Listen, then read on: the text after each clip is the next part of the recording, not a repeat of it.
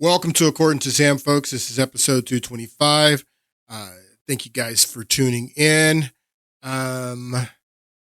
It seems that a lot of people got a reality check on last Thursday night during the debate, and which has been a reality check for me, like to see how surprised people are that Joe Biden is out of it, that he, all the things that people have been talking about, showing the videos that they called cheap fake videos, told us that we were spreading disinformation and misinformation, and that Joe Biden was fine behind closed doors, all of that the media and Joe Biden surrogates have been telling the public on and on again for months now.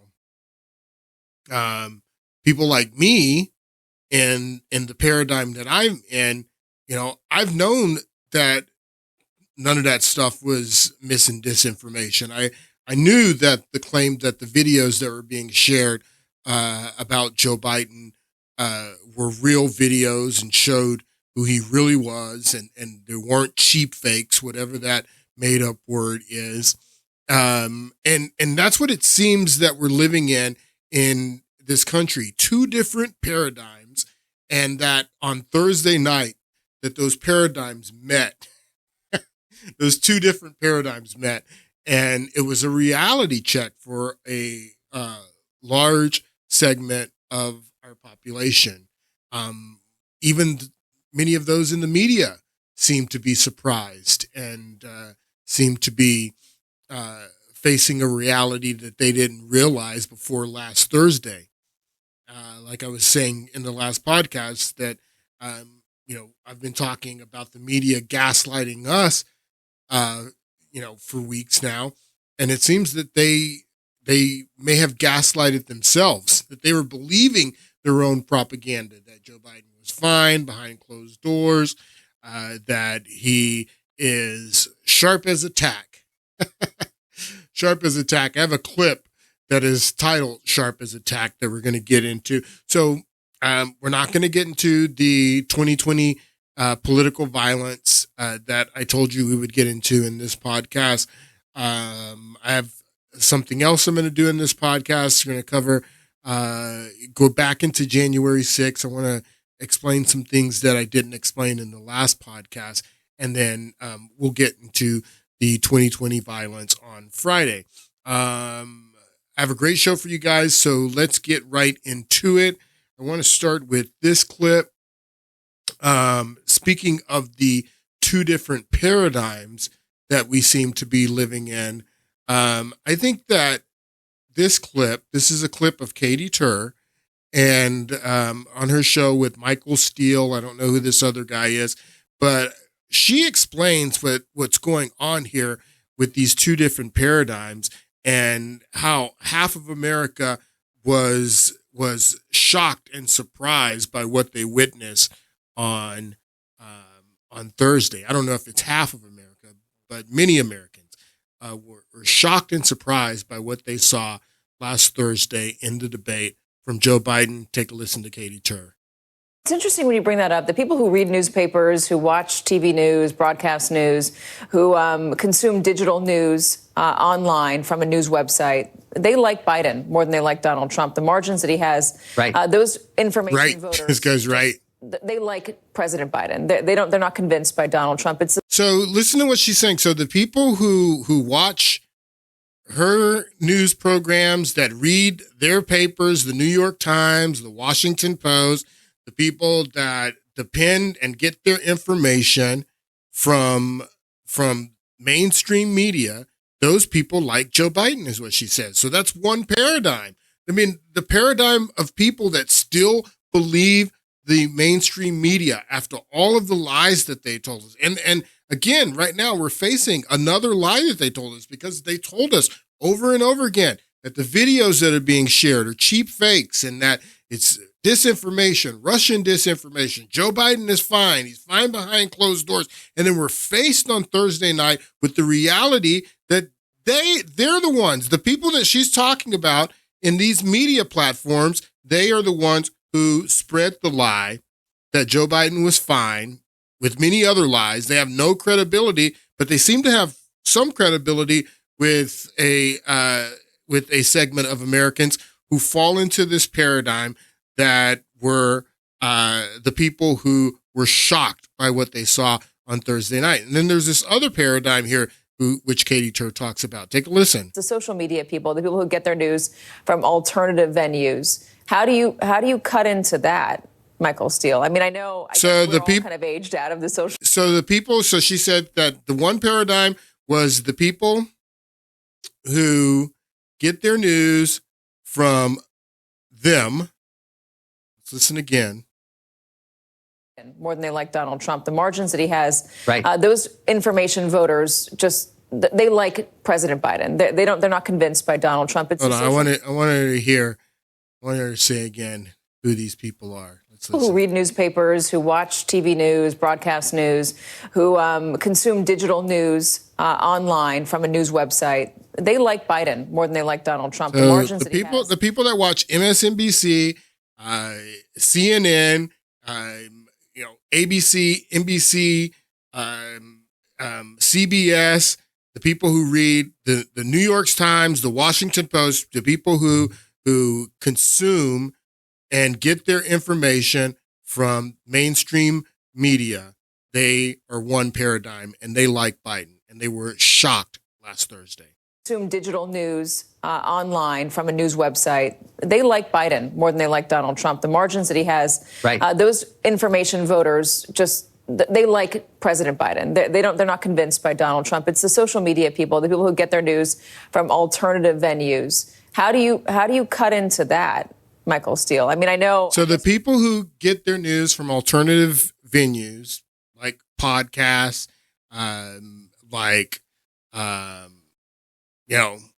from X and people who get their news from Facebook and social media. She even says social media here. We're all kind of aged out of the social media world, so it's a hard question to ask us. But how do you get online and break through when what the currency online, the currency in social media are small clicks? So who do you think out of those two different paradigms, who do you think was more informed and who do you think was more shocked by what they saw on Thursday night? The people who get their news from MSNBC, CBS, Wall Street Journal, New York Times.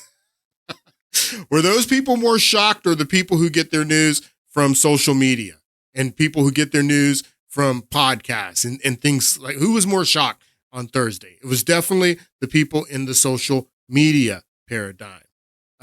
This is the clip that I was just telling you about. Sharp as a tack is what this clip is called. Elon Musk tweeted this video out. I'm not going to play the whole thing, but this is the background narrative that you're hearing is the media lying to you, telling you that Joe Biden is fine. That clip, I've played the super cut of that clip, the one you're going to be listening to. It's the same clip, but you're only going to be hearing the audio, and then they overlay the images from the debate the other night. So you hear the media lying to you, telling you that Joe Biden is fine. And then you see with your own eyes the reality of what's going on while you're hearing the media lie to you. This video is wow, just wow. This version of Biden, intellectually, analytically, is the best Biden ever. He is sharp, intensely probing, and detail-oriented and focused. For example, we have 1,000 trillionaires in America, not even billionaires in America. This is a man who is sharp, who is on top of his game, who knows what's going on. He's smart. He's on his game. His mental acuity is great. This is a very sharp president. And the people that I've talked to, it say he's as sharp as a tack. He's fired. They say he's sharp. There's not a problem. He was sharp. He was sharper than anyone I've spoken to. The president is sharp and he is tireless. He is sharp as ever. And he's fine. All this right-wing propaganda that his mental acuity is defined is wrong. His brain is good. He's still great. He is sharp in meetings. I believe the people who say that behind closed doors, Joe Biden remains sharp. In meetings, Joe Biden is sharp. He's sharp. He's fit. There is nothing to these challenges, these suggestions that somehow he's not sharp. He's sharp as a tack. Making sure that we're able to make every single solitary person. So that's only 1 minute of this video. This video's got 5 more minutes of the media telling you he's sharp. He's sharp as a tack. He's sharp. Unbelievable. So now what we have going on is an all-out, pretty much civil war in the Democratic Party. You have newspapers like the New York Times, which Katie Tur is saying here. People who read the New York Times, people, who consume mainstream media, they love Biden. Well, the New York Times is calling for Biden to step down. The New York Times editorial board, being one of many papers, is calling for Biden to step down and to allow someone else to run in his place after the debate on Thursday. I guess they were surprised. I guess they were surprised by what they saw. But I want to play this clip. This clip is a segment from the Steve Deace podcast. And I want to play this because this pretty much sums up, what's going on right now in the political landscape in this election year, just 5 months before the election.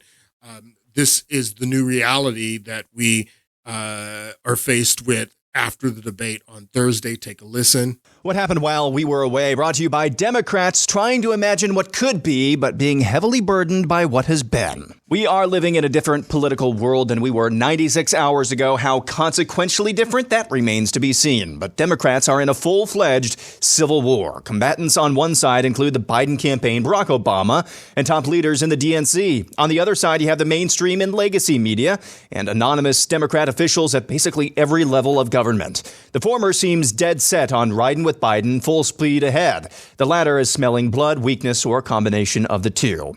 Just hours after his disastrous debate performance, in which around 80 million people saw Biden's cognitive decline in real time, the president was in North Carolina, where he explained why he sucked so bad. No, I'm not a young man. I don't walk as easy as I used to. I don't speak as smoothly as I used to. I don't debate as well as I used to. But I know what I do know. I know how to tell the truth. That was the Biden campaign's first foray into justifying the octogenarian staying in the race. Barack Obama and Bill Clinton soon lent their support via messages on social media. But then the New York Times editorial board unleashed a column calling on Biden to cease his campaign. Outlets like the New Yorker, Atlanta Journal-Constitution, the Philadelphia Inquirer, and others soon ran op-eds following suit calling for Biden to step aside in the race for the White House, but not from his current job. All weekend, we were inundated with stories about Biden's cognitive decline from outlets like Axios, which is essentially another Democrat mouthpiece who unloaded on the Bidens. Headline, top aides shielded Biden from staff but couldn't hide the debate. Headline, behind the curtain, what scares Democrats most. Headline, 2 Joe Bidens, the night America saw the other one. So I think that these headlines are really interesting. I'm not going to play all of this. Just want to play a little bit to show you guys what is going on right now. It's fascinating, especially for a political junkie like myself. So these headlines that he just read, they insinuate that the Biden, and this could be true too, that so many people in the media could be surprised because top aides shielded Biden from staff. Like they were hiding him. They were trying, they were putting out these talking points from the Biden administration and his surrogates saying that that he was fine, that he's great behind closed doors. So the media just running, being basically their campaign media, they just run with whatever the Biden campaign tells you. I mean, what do you see? What do you see? You're following him to France. You're following him to Italy. You see this guy on a daily basis traveling in the press gaggle. What do you see? But I guess they were believing the Biden administration that we're hiding and shielding this guy. I don't know what was going on, but a lot of them seem surprised right now.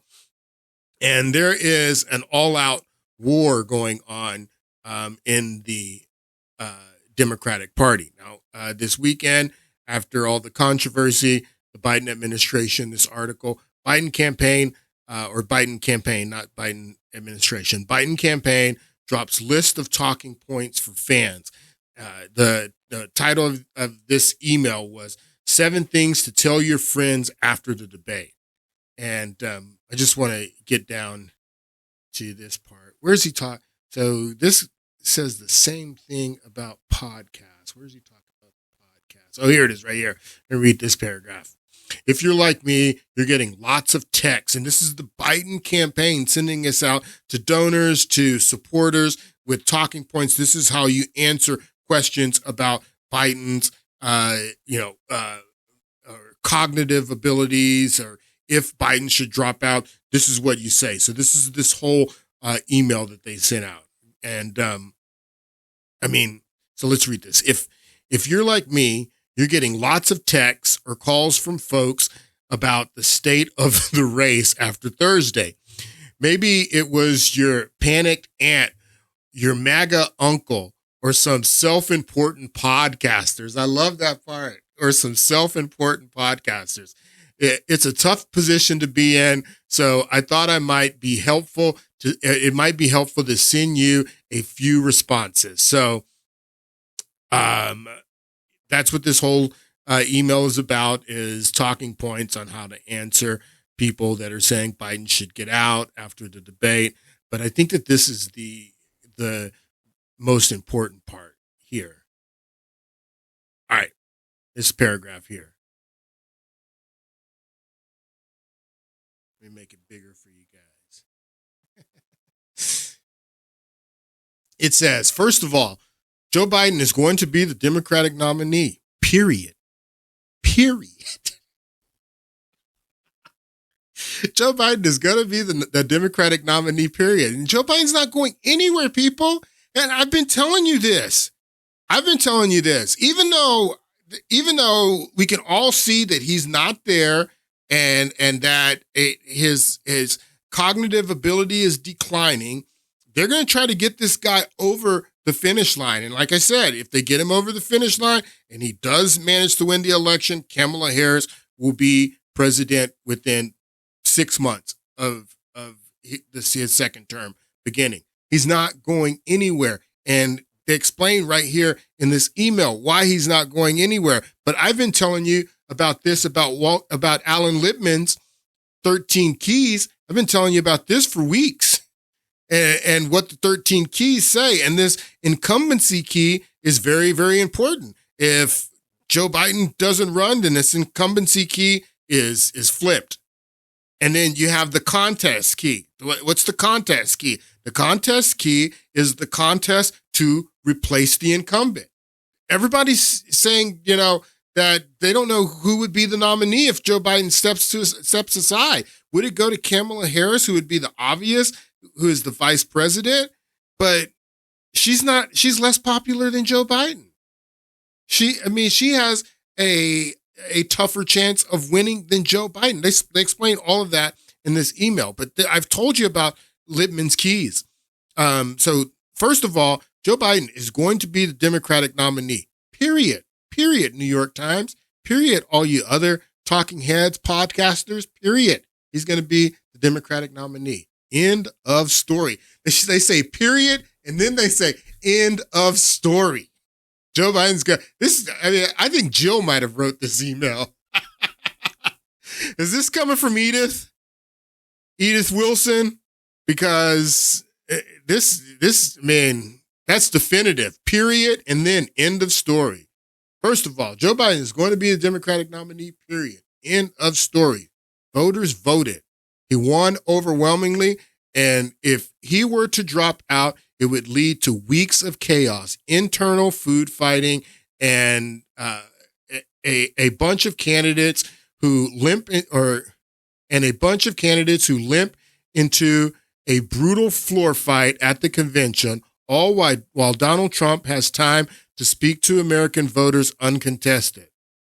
All of that will be in the service of a nominee who would go into the general election in the weakest possible position with $0. So with $0, that means that we're not going to share our bank with you. We're not going to share our war chest with you. So what he says here is with $0 is that if you think that we're going to drop out and then you just name some candidate at the convention and then we're just going to turn over our war chest, no, you'll have $0 is what Joe Biden says. And this is ruthless, people. You want a highway to losing? It's that. So he's basically saying you're trying to pressure us, Joe Biden, to drop out. You're not going to get the money. It's going to be a contested floor fight at the convention. You're going to have the weakest possible candidate. You want a highway to losing? That's it. I mean, Joe Biden's coming out strong here. And then at the end of the day, not only at that, right? I didn't even read this part. This is the sentence before you get into that. First of all, he calls it bedwetting. The bedwetting brigade is calling for Joe Biden to drop out. I forgot to read this part. The bedwetting brigade is calling for Joe Biden to drop out. That's the best possible way for Donald Trump to win and for us to lose. Y'all are losing anyway. It doesn't matter what you can do. Y'all are going to lose unless you cheat. And we all know how that goes. Read this paragraph.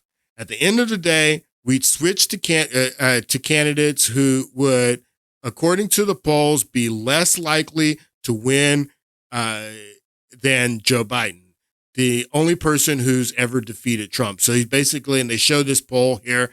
It's not here in this syndicated version of this article, but they show a poll in the email that shows that they don't have anybody else. The poll that they show here, this is Joe Biden's campaign putting this email out. And then they show a graphic here. And the poll that they show is that Gavin Newsom, Gretchen Whitmer, anybody that they have on the sideline, they all lose to Trump, all of them. And this is Joe Biden's campaign putting this out, saying, you people asking us to drop out, look at this graph that shows everybody you want to replace Joe Biden with also loses to Trump. Biden is the Democratic nominee, period. Again. Joe Biden is the Democratic nominee, period. Rather than worrying about the polls, our supporters are getting on board. So this is the long email they put out with the talking points. There's a civil war going on in the Democratic Party. It's really interesting because, if Biden would drop out, then Kamala Harris would be the obvious pick. But Kamala Harris is very unpopular. She's not popular with anybody, people. She's not popular even in her own state of California. She's not popular with blacks, who she tries to identify with. And it's a really interesting story about why she's even Joe Biden's vice president. Because Joe Biden and even Jill Biden, if you remember in 2020, and if you don't, I'm getting ready to remind you and tell you about what happened in that election in 2020, because Joe Biden wanted to run with Gretchen Whitmer, the governor of Michigan. And right now, one of the names that people are talking about that should be replacing Joe Biden, people are talking about Gavin Newsom, Gavin Newsom would just be awful, people. The only thing that Trump would have to run on is look at California. Do you want your state to look like California? That's the only thing that Trump would have to say in the campaign, and Newsom's done. So they're looking at Whitmer. Whitmer, she's the governor of an important state that Biden would need to win, but they can't remove Whitmer.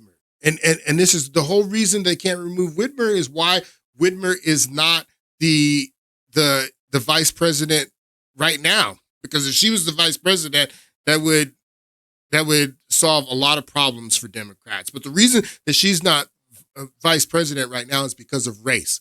And I want you to look at this clip. This is August 7th, 2020. So this is at the end of the summer in 2020, and Joe Biden still interviewing Gretchen Whitmer. He's still trying to figure out who's going to be his running mate in the election in 2020. And there's other articles that I don't have prepped that talks about Jill Biden and how Jill liked Gretchen Whitmer, and they were really looking to put Gretchen Whitmer on the ticket. Take a listen to this clip. CBS News has learned that there has been at least one face-to-face meeting presumptive Democratic presidential nominee Joe Biden has had as he prepares to name his running mate. Michigan Governor Gretchen Whitmer traveled by private plane from Michigan to Delaware Sunday evening to meet with Biden and to discuss being his number two. As Ed O'Keefe reports, the revelation comes as the hours tick away closer to a formal announcement. All right, so, and Gretchen Whitmer, I'm going to be honest with you, she would be, governors are always better candidates for president because they have executive experience. So she would have been a great running mate. But the reason that Joe Biden ended up picking Kamala Harris is because after Joe Biden went on Charlemagne the God show and did the "you ain't black if you're thinking about voting for Trump," that offended a lot of black Democrats, or at least they said they were offended. And they used that as leverage and told Joe Biden that he had to pick a black woman, which Kamala Harris is not a black woman. Okay. But I guess, that Kamala Harris was enough of a black woman. She went to Howard. She was on the BET awards show last night telling people that you're not like us. So black Democrats put pressure on Joe Biden to add Kamala Harris to the ticket because they said that the funny thing about that is that he had already committed to replacing Justice Kennedy on the Supreme Court with the black woman. But that wasn't enough for them.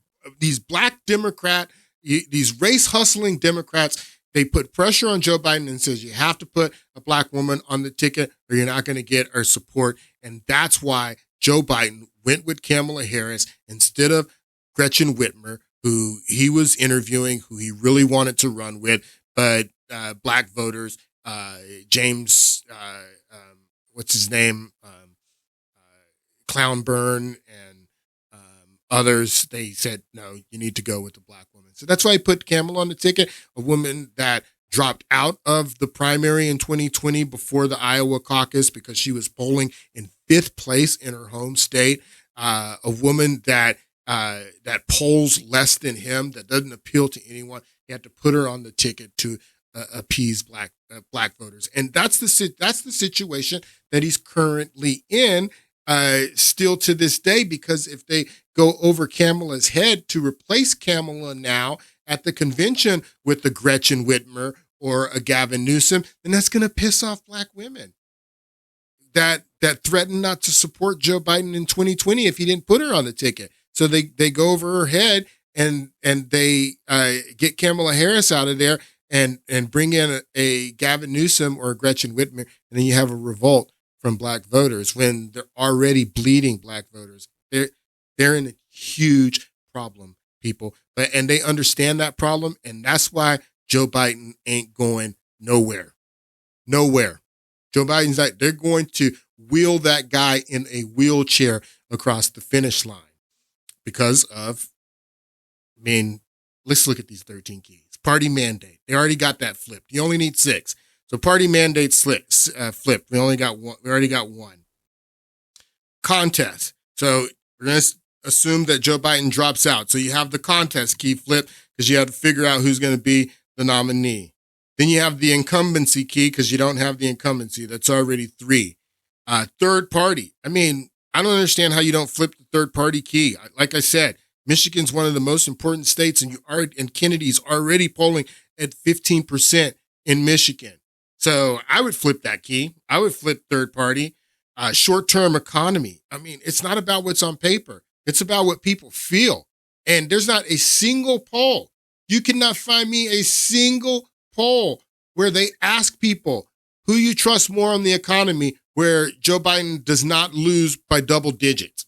Find me a poll, please. Somebody find me a poll where Joe Biden is not losing by double digits on the question of who you trust more on the economy. Please. So I don't know how you don't flip the short-term economy, but I'm not going to flip it. I'm not going to flip the short-term economy. I'm not going to flip the long-term economy. Policy change. Joe Biden's definitely got policy change. Social unrest. I mean, I won't flip that one yet. You can definitely flip that one. But so scandal, the border's not a scandal. Joe Biden's age and cognitive ability now after Thursday is not a scandal. I think that you can flip the scandal key, but I won't flip it. I won't flip the scandal. Foreign policy failure. Boom. Foreign policy failure. Foreign policy success. He has no foreign policy success. It's already flipped. Incumbency, charisma. He's not charismatic. That's already got 8 flipped on him. Is that 8? Yeah, I think that would be 8. Yeah, it's 8. It's 8 flipped on him. You only need 6. So you get 2 from Joe Biden dropping out, the contest key and the incumbency key. Alan Lippman was on CNN over the weekend. This interview went viral. Take a listen to Alan Lippman. All of these pundits and pollsters and analysts that you see on all the cable channels and all the networks have no track record in predicting elections. And yet they come on and they claim they know how this debate is going to affect the outcome of elections. They have no idea. It's sports talk radio. It may be entertaining, but it has no scientific basis. So what is the impact, do you think? 0. Debates are not predictive of outcomes. Hillary Clinton won all 3 debates, still lost. John Kerry won all the debates, still lost. Barack Obama got trounced, 72 to 20% in the poll, worse than Biden, and went on to win. That's why we rely on the 13 keys which tap into the structure of how elections really work. And they show that Democrats' really only chance to win, contrary to everything you've heard, is with Biden running. Look at the incumbency key. Biden checks that off. The contest key, he checks that off. He was uncontested. It takes 6 keys to count out the White House party. But that means Alan, of the remaining 11 keys, 6 would have to fall. Let me finish. Yeah. Biden doesn't run. They lose the contest key. They lose the incumbency, and only 4 more keys would have to fall. I think that that's actually kind of what I was trying to get at here, is that the problem right now is that the Democratic Party is considering replacing Biden mostly because it's unclear whether or not he actually physically can carry out the rest of this campaign and put up a fight against his opponent. So that seems like a fundamentally different thing than some of the items that you have in your rubric. It's a huge mistake. They're not doctors. They don't know whether Biden is physically capable of carrying out a second term or not. Remember, a lot of folks were saying the same thing about Ronald Reagan, who was, 73, and age was very different then. And they said, he's not capable of carrying out another term. He won 49 states. So this is all foolhardy nonsense. The same pundits and pollsters who led us down the primrose path in 2016 are giving the Democrats horrible advice. This proves what I've been saying for years. Republicans have no principles. Democrats have no spine. See, he's a Democrat. And I've discussed this with you before, that he even says that the toughest part of predicting elections, as he does, is keeping his own politics out of it. And I think in this election that his record is on the line because of his politics getting in the way. So, I mean, even if Joe Biden is the nominee, like I said, I already have, even if Joe Biden is the nominee and you don't check the incumbency key and the contest key, I already have 6 keys checked for Joe Biden on Lippman's 13 keys. So He's a loser. Democrats are going to lose unless they cheat again. And that's the thing that I want to talk about next. Is talk about, I want to get back into January 6th a little bit and the 2020 election and what happened in that election and explain some things about our system of government and what people don't really understand about January 6th. Now, going back to my last podcast, it pretty much, laid it out that this was a hoax. And Donald Trump in the debate made the accusation that he offered National Guard troops to Nancy Pelosi, and she turned him down. They didn't put up the fence until after the riot and then kept the fence up for 6 months.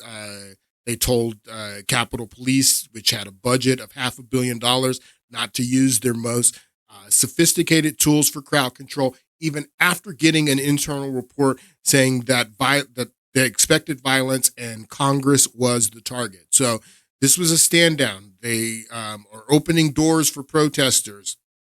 This was a very well planned hoax that they pulled on the American people. And just like the Reichstag fire in Germany in 1932, and how the Nazis used the burning of the Reichstag to consolidate their power, the Democrats the reason that they allowed the riot to happen at the Capitol was not to consolidate their power, but now they're using it afterwards to consolidate their power. They had another reason for allowing the riot to happen, and that's what I want to talk about today. I want to talk about what the motive was. So they're making an accusation that Nancy Pelosi and that other people knew that there was going to be violence and let it happen. They let the violence happen. And the question is, well, what was the motivation? Why did Nancy Pelosi do that? Why would Democrats want the riot to happen at the Capitol when they won? I mean, they were just gonna certify the electors, and Joe Biden was going to be president. Why would they want to disrupt that? And that's what I want to get into today with the remainder of this podcast. I want to play this clip as we get talking about this. This is Matt Walsh, and Matt Walsh was a congressman. Now he is a contributor on CNN and other mainstream media networks. He was a Republican when he ran, but now, and he was a Trump supporter for a period of time, but now he is vehemently against Trump. He comes on his social media platforms and rails against Trump on a daily basis. And his biggest complaint about Trump, well, I'll let him explain. Take a listen to this deranged individual. In this quick take, I'm going to my language is going to be atrocious and off the wall. I apologize. I'm going to come across as pretty pissed off. This will be more of a rant than a take, and I do apologize for that. I'm so fucking pissed off about this. 3.5 years ago, there was a violent attempt to overthrow an American election. 3.5 years ago, the majority of one of our two major political parties believed an election was stolen. They believed in a stolen election lie. They were incited to violence, and they went to Washington, D.C., thousands of them, to overthrow the election, to hang Mike Pence, to injure Nancy Pelosi, and to keep Donald Trump in office. That happened. That happened in America. Ridiculous. 3.5 years ago. 3.5 years ago, for the first time in this country's history, we had a president lose an election, and he didn't have the fucking balls or the decency to do the right thing, to put the country first, to concede, to put the country first, to participate in the peaceful transfer of power. Trump didn't have the courage to do concede that. He didn't have the courage to concede or participate in the peaceful transfer of power. Now, that word concede, that's a very, very important word that a lot of people say, well, it doesn't matter what happened on January 6th, that Nancy Pelosi didn't put the fence up or that they didn't call the National Guard in. None of those people would have been there if Trump would have just conceded that The reason those people were there is because they believed the election was stolen, because Trump said that the election was stolen, because Trump didn't concede and say that the election was fair, that all of these people wouldn't have been there in Washington because he should have conceded. Now, that is a point of contention, not only for Walsh here on the Bill Maher show on Friday night. They get into this discussion. Tulsi Gabbard, former congresswoman from Hawaii, also former Democrat. She's left the Democratic Party and now is a Trump supporter. She was on Bill Maher's show, and he takes her to task over this very issue that Walsh was just ranting about. Take a listen. It's a serious issue. I know, because but this is what we're But I want to get right back to the question he asked, because you haven't answered it, and I want you to. I mean, you're a patriot. You fought for this country, and we love you for that. Is it the patriotic thing to back someone who will not concede elections? And I'm not talking about January 6th. They talked about it a lot last night. To me, January 6th is always going to be a murky thing. Concede. It was a horrible, awful day in this country's history. But Trump's role in it is a little murky. Obviously, he's Trump. He did the worst he possibly could. But what he never did, what's incontrovertible, is that from the moment the election happened, he never conceded. He still has not conceded the last election. Concede. You think it's patriotic to back someone who treats America that way? I think what you've heard from Trump is the same thing you've heard from Hillary Clinton, the same thing you've heard from a lot of other people who have called him an illegitimate president. That's not she never won. You know, she did not. No, that's over there. That's over there. He wants to call it a red herring, and it doesn't make it's different that Hillary Clinton did concede initially, but then went around the country instilling doubt in the election, telling everyone that she lost because of the Russians and because Trump was in cahoots with the Russians. She paid for the Steele dossier, Bill Maher.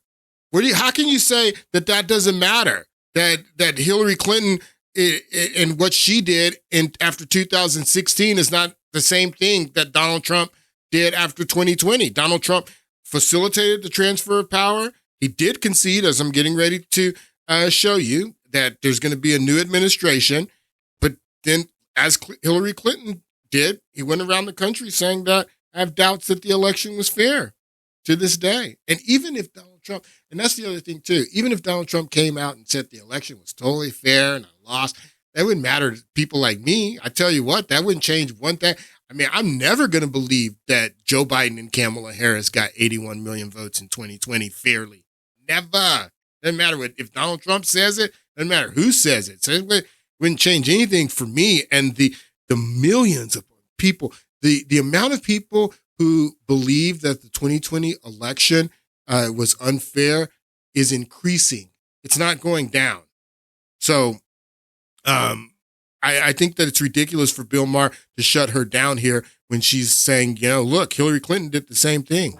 Who have called him an illegitimate president. That's who not. Said she never won.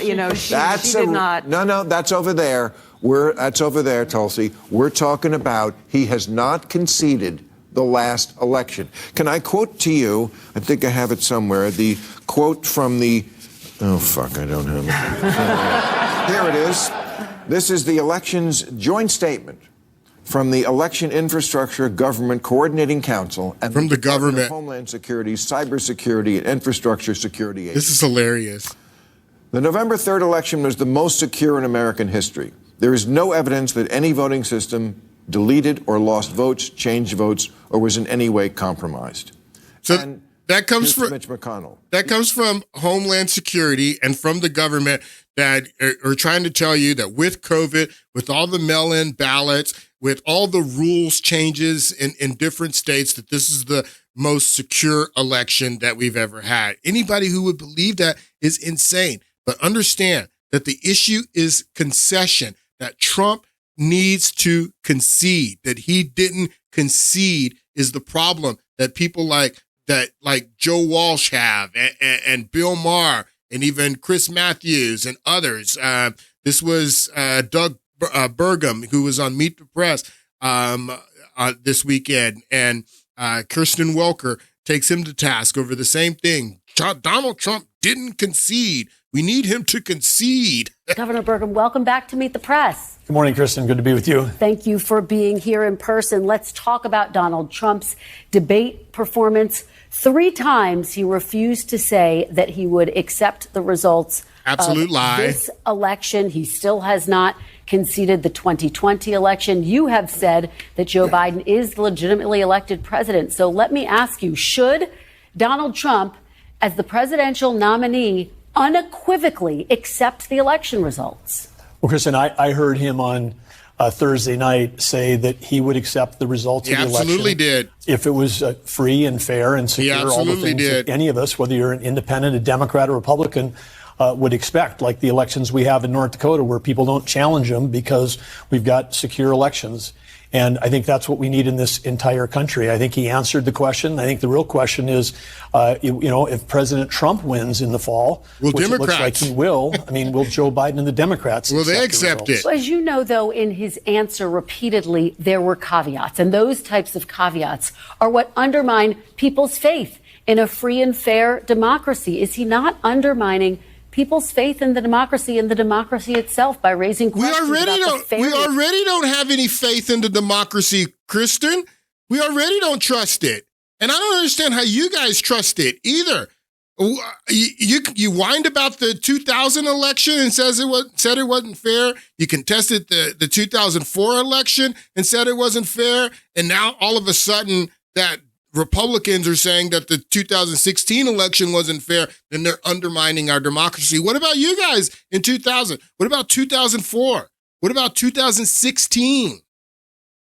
How did you not undermine our elections by questioning the election? And I think that's what we need in this entire country. I think he answered the question. I think the real question is, if President Trump wins in the fall, which it looks like he will, will Joe Biden and the Democrats accept the results? So as you know, though, in his answer repeatedly, there were caveats. And those types of caveats are what undermine people's faith in a free and fair democracy. Is he not undermining people's faith in the democracy and the democracy itself by raising questions about the fairness of the 2020 election, which, by the way, is on record as being one of the most fair elections in U.S. history? So on record for being one of the most fair in U.S. history, what is she doing? She's quoting that same line from the Homeland Security that Bill Maher quotes. It's ridiculous. Nobody would believe that the 2020 election was the fairest and safest that we have ever had just because the government says it. Are you guys crazy, or do you just think that we're crazy? Now, concede is what this issue is about, that Donald Trump refused to concede the 2020 election. And it's really interesting because not only did Hillary Clinton, first, she did concede the 2016 election, but she went around writing books and doing talks and telling everyone that that Donald Trump was an illegitimate president, that the Russians had stole it from her, and that and what she did do, and this is the whole reason that they want Donald Trump to concede, because like I just told you, the amount of people who believe that Joe Biden is illegitimate in the 2020 election was unfair. The amount of people who believe that are going up. So they need Donald Trump to concede so they can use that as a talking point against people that say that the 2020 election is unfair. Donald Trump saying the 2020 election is unfair instills doubt in the election with the people who support Donald Trump. But that's the same thing that Hillary Clinton did in 2016. That her going around saying that the Russians, even though she conceded initially, her after the fact going around and saying that the Russians and James Comey and all these other reasons that it was stolen from her and that Trump is illegitimate, that instills doubt with the people that support her. But not only did she do that after 2016, before the 2020 election, Hillary Clinton is on record. Hillary Clinton says Biden should not concede the election under any circumstances. Before the election in 2020, her advice to Joe Biden was don't concede under any circumstances.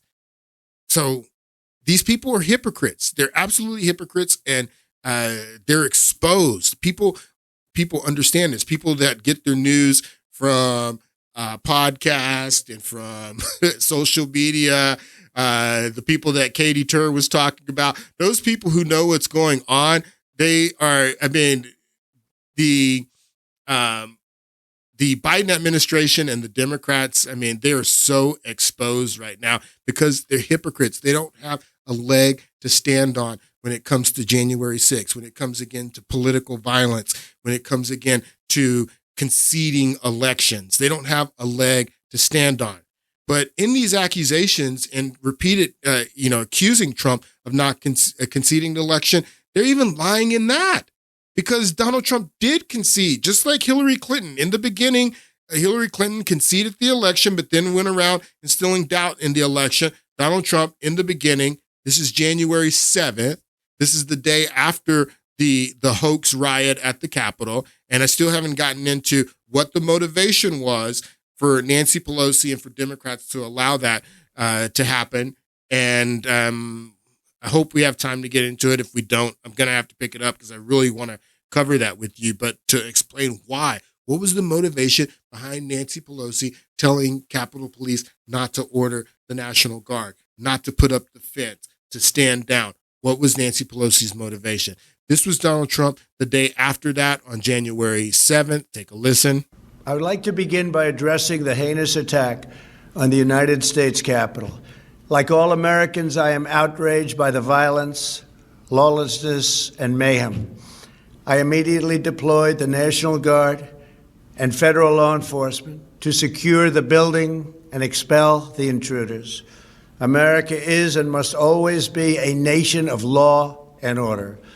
The demonstrators who infiltrated the Capitol have defiled the seat of American democracy. To those who engaged in the acts of violence and destruction, you do not represent our country. And to those who broke the law, you will pay. We have just been through an intense election and emotions are high, but now tempers must be cooled and calm restored. We must get on with the business of America. My campaign vigorously pursued every legal avenue to contest the election results. My only goal was to ensure the integrity of the vote. I think that's important. Every legal avenue to contest, calm restored. We must get on with the business of America. My campaign vigorously pursued every legal avenue to contest the election. Every legal avenue. My campaign pursued every legal avenue. You have to understand what the law is, people. And most people, because they don't teach civics in this country anymore. People don't even know what country they're living in. They don't even know what the law is in this country and how presidents are selected. That's why people don't understand what Nancy Pelosi's motives were and what actually took place there on January 6th. So when he says my campaign pursued every legal option, what's the law say? Results. My only goal was to ensure the integrity of the vote. In so doing, I was fighting to defend American democracy. I continue to strongly believe that we must reform our election laws to verify the identity and eligibility of all voters and to ensure faith and confidence in all future elections. Now Congress has certified the results. A new administration will be inaugurated on January 20th. My focus now turns to ensuring a smooth, orderly, and seamless transition of power. This moment calls for healing and reconciliation. 2020 has been a challenging time for our people. A menacing pandemic has upended the lives of our citizens, isolated millions in their All right, so he condemns the violence. He commits to a peaceful transfer of power. He says that he pursued every legal way, but a new administration is coming in. He says everything but uncle. Says everything but uncle, but he concedes. He concedes that Joe Biden is going to be president of the United States, and then he does everything he can to have a smooth, orderly transition. I've said this many times before, between Joe Biden and Donald Trump, only one of them had a peaceful transfer of power, and it wasn't this man. This man did not have a peaceful transfer of power. Joe Biden absolutely had a peaceful transfer of power behind the 6 foot, 8 foot fence with the razor wire that they put up after the riot and kept up for 6 months. So, but you have to understand our system, people. And this goes back to the podcast we did just a few weeks ago about are we a republic or a democracy? You hear people talking about saving democracy all the time. And we played the clip of CNN, the chubby leprechaun that made that clip, calling people who say that we're a republic instead of a democracy conspiracy theorists. No, we are absolutely a republic.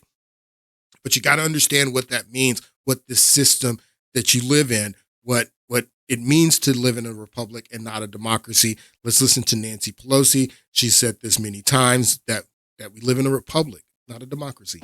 On the final day of the Constitutional Convention in 1787, when our Constitution was adopted, Americans gathered on the steps of Independence Hall to wait the news of the government our founders had crafted. They asked Benjamin Franklin, "What do we have, a republic or a monarchy?" Franklin replied, "A republic if you can keep it." If you can keep it, it's a republic. So what does a republic mean? I was explaining to you in that podcast I did, I guess it was 2 weeks ago when we talked about the difference in a republic and a democracy, that the lack of teaching civics and the lack of people's understanding what it means and what our to live in a republic and what our republic is leads people to not have any respect for the Electoral College. And look at this article. This is Gallup poll. 61% of Americans support abolishing the Electoral College. 61%. Here's another one, different poll. Majority of Americans continue to favor moving away from the Electoral College. Here's another one. I could have shown you guys tons of these articles. This is The Atlantic. The path to give California 12 senators and Vermont just 1. Maybe the 2 senators per state isn't as permanent as it seems. Well, 2 senators per state and the bicameral legislature is part of the Great Compromise. There would be no the United States of America without the Great Compromise. This is what makes us a republic, our bicameral legislature, and that every state, no matter how big or how small, has 2 senators, because it allows smaller states to have to have power, and so the larger states could not just run over the smaller states. That's the way that our system is set up. The Connecticut Compromise, also known as the Great Compromise or the Sherman Compromise, this compromise, which included the bicameral legislature and the 2 senators per state, no matter how big or small your state was. This was part of the compromise that created the United States of America, that there would be no United States without this compromise. That's what it means to live in a republic. Faithless electors. What are faithless electors? You think that when you go out and you vote for president, that you're the one who elects the president of the United States with your vote because you think that we're a democracy and we're not a republic. That's not how it works. When you go out to vote for president, you're voting for your state's electors, but even and depending on what state you live in, even when you vote for those electors don't have to vote in some states the way that the popular vote of your state votes, because we are a republic and not a democracy. That what was happening on January 6th was not only the certification of the electors, it was also the opportunity for Congress to object to the certification of the electors, which is part of the law. That's part of the 1887 Electoral Count Act. That's the law. So that's what was going on. That's what Nancy Pelosi's motivation was not the reason she wanted the riot to happen was to prevent the Republicans from objecting to the electors from these states, which is 100% their right, and for there was going to be debate. What happens? They've changed the law now, but what under the 1887 Electoral Count Act, what happens was if during January 6th, when you are counting the electors, if someone wants to object to a state's elector, you only need one member of the House and one member of the Senate. When that happens, the two chambers, they go to their chambers and they have debate on if they're going to accept those electors or if they're going to reject them. And they don't have to accept them. They can reject them. And that is what Nancy Pelosi was trying to prevent. And that's why that they didn't have the fence up and the National Guard. She was trying to prevent the objection, which was totally legal, the objection to electors, because we live in a republic and not a democracy. This was another clip from the Bill Maher show on Friday night. I want you to listen to what Chris Matthews says here. I just want to say one thing, and I'll get out of the way. Look, to me, this election is about fundamentals. It's about, I know you disagree. This is about, do we believe in democracy? And it's not just some ethereal word. Do you believe in the person who gets the most votes in the Electoral College should be president? We've had guys like Nixon who... Do you believe that this is about democracy, is what he says? Do you believe that the person who gets the most electoral votes becomes president? Is that what you believe? Because that is democracy. Whoever gets the most votes becomes president. But that's not our system. Our system is not whoever gets the most electoral votes becomes president. You have to get 270 electoral votes. And neither candidate can get 270 electoral votes, and neither candidate would become president. If nobody gets to 270, it's not who gets the most electoral votes, like a democracy, Chris. It's who gets 270, not the most. That's democracy. Who gets the most? I just want to say one thing, and I'll get out of the way. Look, to me, this election is about fundamentals. It's about, I know you disagree. This is about, do we believe in democracy? And it's not just some ethereal word. Do you believe in the person who gets the most votes in the Electoral College should be president? No, I don't believe that. I don't believe the person who gets the most votes in the Electoral College becomes president. I believe the person who gets 270 electoral votes becomes president. And